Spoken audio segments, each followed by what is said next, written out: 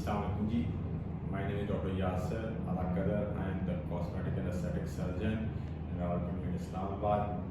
Basically आज again एक और वीडियो के साथ मैं आप लोगों के सामने हूँ. Today I just want to discuss the topic of the breast enlargement in female. आप अपने breast का size किस तरह improve कर सकते हैं. इसमें basically different तरीके हैं, different methods हैं. हमारी ज़्यादातर ख़वातीन जो हैं वो इधर उधर के नुस्खे इस्तेमाल करती हैं. There are different drugs available in the market, in the counter, pharmacy से अवेलेबल होती हैं, क्रीम्स अवेलेबल होती हैं, वो उनको बाय करती हैं और उससे वो एनलार्जमेंट की कोशिश करती हैं. We are not going in this topic. We are basically remaining on the topic of the medical treatments. Basically हमारे पास 3 मेडिकल ट्रीटमेंट्स अवेलेबल हैं for breast enlargement. First one is the fat transfer, कि हम आपकी body से कहीं से भी फैट लेते हैं और उसको ब्रेस्ट में ट्रांसप्लांट किया जाता है, वहाँ ग्राफ्ट किया जाता है. Second one is the breast filler. ये फिलिंग इंजेक्शन होते हैं, जिससे आप फेस के ऊपर फिलर्स लगाते हैं, उस तरह के फिलिंग इंजेक्शन होते हैं और ब्रेस्ट में हम लोग लगाते हैं, उससे ब्रेस्ट का साइज आपका इंक्रीज कर जाता है.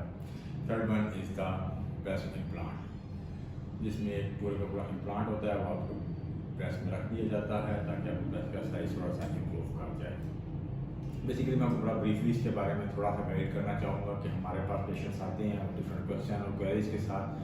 जो मेजर क्वेश्चन क्वेरीज होती हैं उनको मैं बेसिकली इस टॉपिक में सॉल्व कर देता हूँ कि इन 3 प्रोसीजर्स में क्या फ़र्क है और क्या बेनिफिट्स हैं, क्या अच्छाइयाँ हैं, क्या बुराइयाँ हैं, क्या एडवांटेजेस हैं, क्या डिसएडवांटेजेस हैं.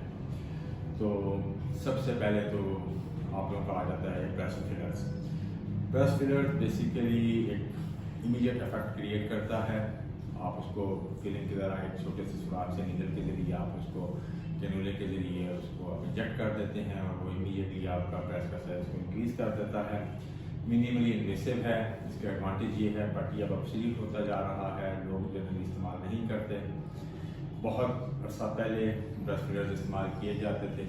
कई किस्म के फिलर्स आते हैं, हाइलुरोनिक एसिड का भी आता है, सिलिकॉन भी आता है, लेकिन ये फिलर्स अब जनरली इस्तेमाल नहीं किए जाते. इसका सबसे बड़ा जो ड्रॉबैक है वो ये है कि ये डिज़ोल्व कर जाता है इन 6 मंथ्स टाइम. यानी आप अपने जो साइज़ आपने अचीव किया हुआ है वो साइज़ आपका 6 मंथ में वापस चला जाता है. एंड देन आपको again you have to go for the filler. Second thing is this कि जब भी ये फिलर इंजेक्शन लगाए जाते हैं उसके बाद आपको बाद का फीमेल को ब्रेस्ट के अंदर एक लम्प सा फील होता है, लम्पी फील आती है. उससे उसको लगता है कि गिल्टी वगैरह हो गई हुई है. तो जनरली ये उसके बाद वो टेस्ट करवाती हैं तो वो रेडियोलॉजिकली भी कोई ठीक नहीं होता कि आपको अगर फॉल्स इंप्रेशन दे रहा होता है कि MRI पे, CT स्कैन पे या अल्ट्रासाउंड पे कि वहाँ पे कोई गिल्टी वगैरह पड़ी हुई है. वो एक फिलर का कोई छोटा सा पार्ट होता है जो पड़ा हुआ होता है. तो आजकल वैसे फिलर की तरफ बहुत कम लोग या बहुत कम खवातीन जाती हैं. हम उनको एडवाइस भी नहीं करते हैं. Second thing is fat transfer. Fat transfer में हम आपकी बॉडी से कहीं से भी फैट लेते हैं और उसको मेडिकली प्रिपेयर किया जाता है और फिर उसको एक कैनुले के ज़रिए आपके ब्रेस्ट के टिश्यू के अंदर इंजेक्ट कर दिया जाता है. It is much more safer than this filler. उसमें आपको अच्छा कंट्रोल मिल जाता है. बट इसका फिलर और फैट ग्राफ्ट में फ़र्क ये होगा कि फैट ग्राफ्ट में जनरली बहुत सारी फैट कुछ अर्से में 3-4 मंथ्स से डिज़ोल्व कर जाती है. तो you have to go for the second session और third session to get it again done.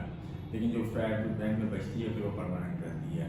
लेकिन इसका जो है जनरली सबसे बड़ा जो इसका डिसएडवांटेज कह रहे हैं या आपका जो इम्पैक्ट है उन लोगों के लिए सूटेबल है जो कि मल्टीपल सेशंस करवाना चाहते हो, कि पहले एक सेशन किया गया है फिर उसके बाद दूसरा और फिर तीसरा, ताकि आप उस फैट को दोबारा आप रीइंफोर्स कर सकें कि आपने पहली दफ़ा सेशन में फैट लेकर ट्रांसफ़र कर दिया, फिर वो उसमें से कुछ हिस्सा फैट का डिज़ोल्व हो जाएगा, बॉडी अब्जॉर्ब कर जाएगी, फिर आप उसको दोबारा इन्हांस कर दें और फिर तीसरे सेशन में आप उसको और इन्हांस करके तो उसको आप अपना फैट ले लें. सो ये सिंगल टाइम प्रोसीजर नहीं है. इसके आपको 2 या 3 सेशन भी करवाने पड़ सकते हैं. ये उन लोगों के लिए सूटेबल है जो कि 2 से 3 सेशंस करवा सके और उनके पास अपनी बॉडी पे इतनी फैट अवेलेबल हो जो कि हम ले के और बाद में उसको ट्रांसफ़र कर सकें. एंड द थर्ड वन जो कि आइडियल वन है, that is the breast implant. या इट इज़ आइडियल प्रोसीजर। आप ब्रेस्ट इम्प्लांट करवाते हैं, once you have done it, आपको उसी वक्त इमीडिएट इफेक्ट मिलता है और वो इफेक्ट आपका एटलीस्ट 10 ईयर्स और प्लस तक वो रहता है। बहुत अच्छी क्वालिटी के आजकल इम्प्लांट्स अवेलेबल होते हैं, हम लोग बहुत अच्छी क्वालिटी के डालते हैं, गारंटेड इम्प्लांट्स होते हैं, बहुत अच्छा आपको उसका इम्पैक्ट मिलता है, इस तरह का कोई साइड इफेक्ट नहीं होता। Secondary it is a reversible procedure.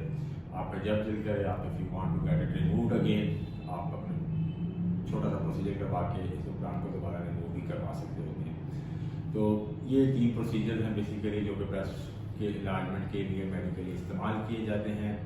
First one is the filler, second one is the fat graft and third one is the breast implant. अब इसमें जो चीज़ें वो मैंने आपको बता दी हैं कि जो लोग भी क्वेश्चन को करनी है, लेकिन आपको मैं सबको आज के लिए एडवाइस करूँगा कि go to your physician, go to your doctor और गो टू योर सर्जन जिसने ये सर्जरी करनी है या जिसका इसमें एक्सपीरियंस है, उसके पास जाएं, उससे कंसल्ट करें और देन प्रोसीजर चूज़ करें। आप अपनी मर्ज़ी से प्रोसीजर चूज़ ना करें और उस डॉक्टर को चूज़ करें जो कि ये सारे प्रोसीजर्स करता हो। मैं फिर आपसे यही मैं इन चीज़ों पे रीइंफोर्स करूँगा कि उस डॉक्टर से करवाएं, उसका एक्सपीरियंस जो ये तीनों प्रोसीजर्स करता हो।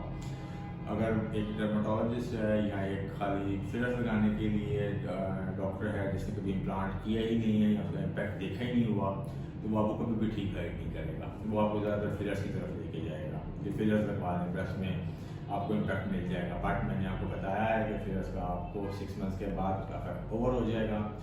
हमारे पास बेशुमार पेशेंट हैं जो बाद में फिलर्स लगवाने के बाद आते हैं और उनका रिव्यू हम आपको आप हमारे पास कंसल्ट करने हैं, उनके रिव्यूज़ दिखा सकते हैं जो हम इसको यहाँ पे उनके लाइव शेयर तो नहीं कर सकते क्योंकि पर्सनल थिंग्स हैं, बट हम आपको दिखा सकते हैं कि वो फिलर्स करवाते हैं और 6 मंथ में वो वापस उसी तरह ही हो जाते हैं। Then they have to go for the breast implant. हम उनको एडवाइस करते हैं कि आप इम्प्लांट करवाएं। सेम फॉर फैट ट्रांसफ़र, अगर वो एक सिर्फ फैट ट्रांसफ़र ही करते हैं तो वो आप कभी भी अच्छा इम्प्लांट का या फिलर का नहीं बता सकते। ये हर पेशेंट की नीड होती है कि आपने कितना हिस्सा, filler will be very good कि अगर आपका कोई छोटा सा पैच है, आपको सिर्फ उसी को कवर करना चाह रहे हैं कि अच्छा इससे मैं ज़रा फिलिंग डिफेक्ट ले लूँगा या थोड़ी सी एसिमेट्री है वो थोड़ी सी मिल जाएगी, उसके लिए वो अच्छा है, हम लोग वो करते हैं, but not in the long term.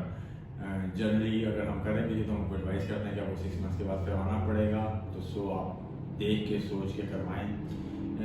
लेकिन अगर आप एक डॉक्टर के पास जा रहे हैं जो सिर्फ फिलर कर रहा है तो वो आपको कभी भी इम्प्लांट के बारे में एग्जैक्ट गाइड नहीं कर सकता क्योंकि उसने कभी इम्प्लांट किए ही नहीं होगा या देखा ही नहीं होगा। तो सो कभी भी चूज़ करना हो तो आप अपने प्रॉपर डॉक्टर के पास जाएं and get your consultation done.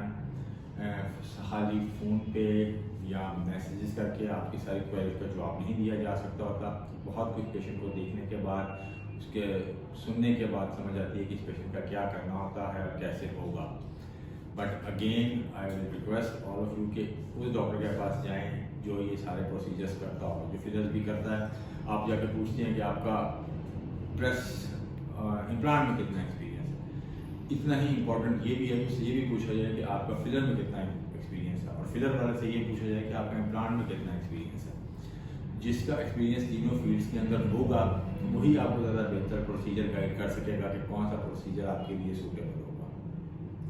वही आपको बता देगा आप फिलर करवाएं, आप फैट इंजेक्शन करवाएं, आप इम्प्लांट करवाएं, क्या करवाना चाहते हैं, ताकि वो आपको उसके एडवांटेजेस डिसएडवांटेजेस बता सके, समझा सके और आप उसके हिसाब से अपने आप को प्रिपेयर करें। So again and of the के आपको कॉस्ट का इफेक्ट आता है। कॉस्ट तकरीबन अगर आप इनके राउंड अबाउट देखेंगे तो सबकी cost end of the day equally ही होती है। किसी में आपको टुकड़ों में पैसे देने होते हैं, कुछ में आपको एकदम आपकी कॉस्ट आती है इम्प्लांट के ऊपर, बट आप and of the day moral of the story यहीं पे आती है कि आपको कॉस्ट तकरीबन उतनी ही पड़ती है। सो कॉस्ट पे ना जाएं कि कॉस्ट किसी की ज़्यादा है किसी की कम है, या जब फिलर करवाते हैं कि ये कॉस्ट कम थी मैंने उससे फिलर करवा लिए, बट अगेन ये देखें कि 6 मंथ्स के बाद यू आर बैक अगेन, तो आपको फिर दोबारा करवानी है, आपने अगली इंस्टॉलमेंट पे करनी है, दोबारा फिलर करवानी है। इससे बेहतर है कि आप इम्प्लांट करवाएं। और अगर आपके पास यूके में sufficient fat on your body, आप फैट ट्रांसफ़र के लिए जा सकते हैं। फिर आप जहन बना के हैं कि आपको 2 या 3 सेटिंग्स चाहिए होंगी फॉर दिस फैट ट्रांसफ़र। सो इसके डिफरेंट एडवांटेज जैसे मैंने आपको इस वीडियो में बताए हैं। सो आई होप कि आप मेरी बात समझे होंगे और इसको फॉलो करना चाहिए।